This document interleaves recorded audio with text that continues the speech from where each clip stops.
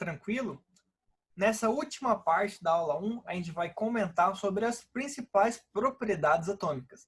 Beleza? Bom, a primeira propriedade que a gente vai falar é o número atômico. O que é o número atômico? O número atômico, representado pela letra Z, ele indica nada mais nada menos do que a quantidade do número de prótons que um elemento possui.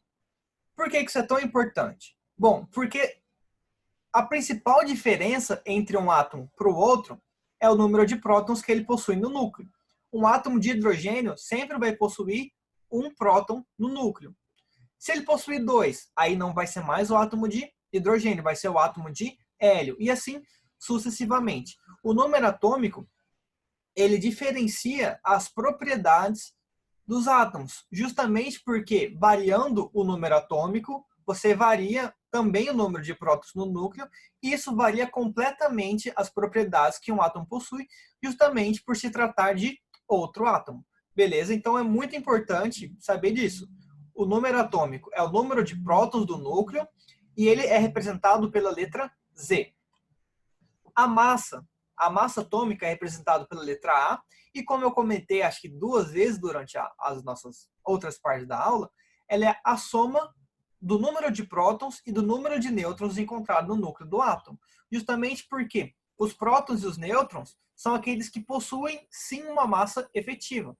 Já os elétrons, citando mais uma vez o exemplo do cabelo, possuem a massa quase que insignificante.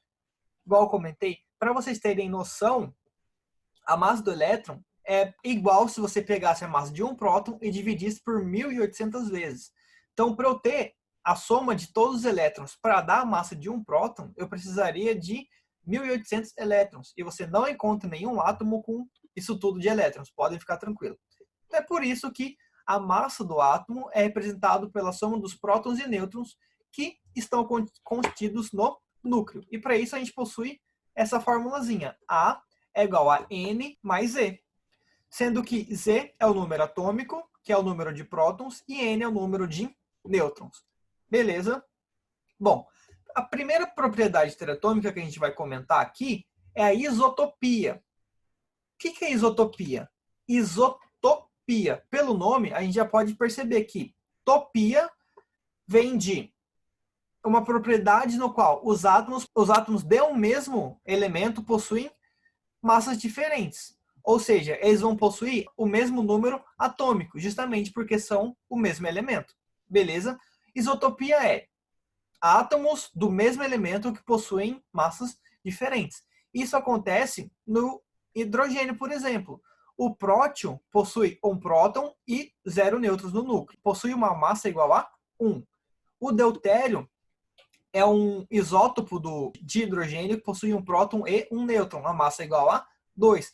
E o trítio é um isótopo de hidrogênio que possui um próton e 2 nêutrons, possuindo uma massa igual a 3.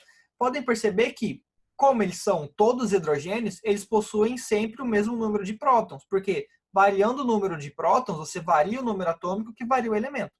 Então, os isótopos possuem sempre o mesmo número de prótons, variando a massa. E para variar a massa, utilizando daquela fórmula, o único elemento que varia vai ser o número de nêutrons.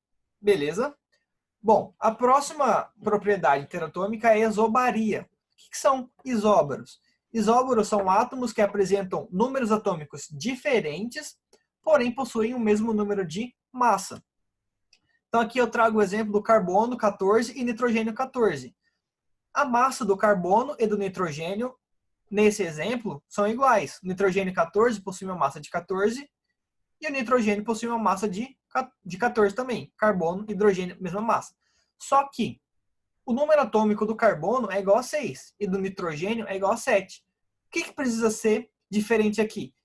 O número de nêutrons do carbono vão se somar no núcleo, formando uma massa total igual a 14. No caso aqui do nitrogênio, eu tenho 7 nêutrons. Por quê? Porque 7 prótons mais 7 nêutrons vai dar uma massa igual a 14. Já para o carbono, eu tenho 6 prótons. Para eu possuir uma massa igual a 14, eu vou precisar de quantos nêutrons? Utilizando daquela fórmula que eu passei nos slides passados, vocês vão encontrar um número igual a 8.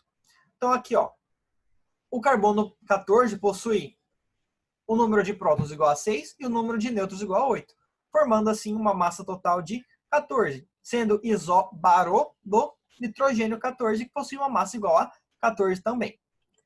O outro tipo de propriedade interatômica são os isótonos. O que são isótonos? Isótonos são aqueles átomos de elementos diferentes que possuem o mesmo número de nêutrons. Beleza? Então aqui eu trago o exemplo do carbono 14 e do oxigênio. Pelo exemplo passado, a gente descobriu que o número de nêutrons do carbono 14 é igual a 8. E do oxigênio é igual a 8 também. Sendo assim, eles são isótonos. Do boro e do carbono também. Do carbono 12, que é o mais encontrado. O carbono 12 possui 6 nêutrons. O boro também possui 6, diferenciando somente no número atômico deles. O número atômico e na massa também. A massa do carbono 12, é 12, possuindo 6 prótons e 6 nêutrons. Do boro é igual a 11, possuindo 5 prótons e 6 nêutrons. Ou seja, o carbono 12 e o boro são isótonos, o mesmo número de nêutrons, ok? E também tem a propriedade chamada de isoeletrônicos ou isoelétricos, que são átomos que possuem o mesmo número de elétrons, beleza? Iso sempre vai ser igual. Isótopos, mesmo número de prótons. Isótonos, mesmo número de nêutrons. Isóbaros, mesmo número de massas. E agora os isoeletrônicos possuem o mesmo número de elétrons, ok? Então aqui, ó, isoeletrônicos são elementos que apresentam número atômico diferentes, podendo ou não possuir massas diferentes, mas apresentam o mesmo número de elétrons, sendo que a carga é calculada pela soma de prótons e soma de elétrons. Como eles possuem a carga oposta, né? O próton possui a carga positiva e o elétron a carga negativa. Se você somar a quantidade de prótons e elétrons, você vai ter a carga desse átomo. Se os elétrons e os prótons tiverem o mesmo valor, a carga vai ser 0. Se você tiver mais prótons do que elétrons, a carga vai ser positiva. O oposto também acontece. Se você tiver uma maior quantidade de elétrons, esse átomo vai possuir uma carga negativa. Sendo que eu sempre vou subtrair ou somar os elétrons. Para eu modificar o número de prótons, eu tenho que quebrar o núcleo do átomo. E isso é muito difícil. Isso não ocorre. Tanto que, se um elétron está positivo, ele perdeu elétrons. Se ele está negativo, ele ganhou elétrons. Eu sempre vou modificar o número de elétrons. Nunca mexo no número de prótons. Beleza? Sendo que se eu retirar elétrons, ele vai ter mais prótons do que elétrons, vai ter uma carga positiva. O oposto também acontece. Se eu adicionar elétrons no átomo, ele vai possuir mais carga negativa. Por quê? Porque ele vai ter mais elétrons, assumindo uma carga negativa. Beleza? Então aqui, ó, o cálcio 2+, perdeu 2 elétrons, e o cloro, menos 1, ganhou 1 elétron. Calculando pela fórmula, 20 é igual ao número de elétrons mais 2, que é a carga dele. Eu só joguei o número de elétrons para cá. Então, 20 é igual ao número de elétrons mais 2, elétrons vai ser igual a 8, jogando esse mais 2 para lá. 18 elétrons. Mesma coisa para o cloro. 17 é igual a elétrons menos 1. Jogando menos 1 para o outro lado, ele fica positivo. Então, 17 mais 1, 18. Ambos apresentam o mesmo número de elétrons. Então, cálcio mais 2 e o cloro menos 1 são isoeletrônicos. Beleza? Então, a nossa aula 1 chega ao final por aqui e espero vocês na aula 2. Até mais!